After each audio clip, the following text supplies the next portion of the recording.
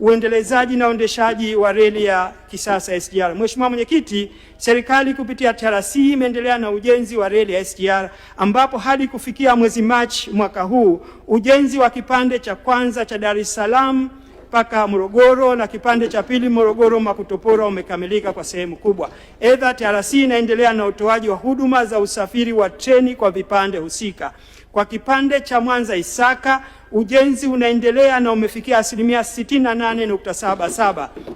Mheshimiwa Mwenyekiti, hadi kufikia mwezi Machi mwaka huu ujenzi wa SGR katika kipande cha 3 Makutopora Tabora na kipande cha 4 cha Tabora Isaka unaendelea ambapo kazi mbalimbali zinaendelea kutekelezwa.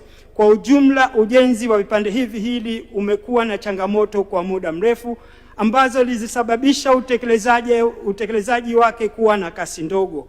Hata hivyo, serikali imepata suluhisho la kukamilisha ujenzi wake kwa kupata mkopo wenye masharti nafuu wa thamani ya dola za Kimarekani bilioni 1.277 sawa na takriban shilingi trilioni 3.32. Usafirishaji wa abiria na mizigo kwa reli ya SGR na MGR. Mheshimiwa Mwenyekiti, serikali kupitia TRC imeendelea na usafirishaji wa abiria kati ya Dar es Salaam na Dodoma kupitia reli ya SGR. Usafirishaji kupitia reli hiyo umezidi kuimarika ambapo katika kipindi cha Julai mwaka 2025 hadi Machi mwaka huu jumla abiria milioni 2.51 walisafirishwa ikilinganishwa na abiria milioni 2.05 waliosafirishwa katika kipindi kama hicho cha mwaka fedha 2024/25 sawa na ongezeko la asilimia 22.40.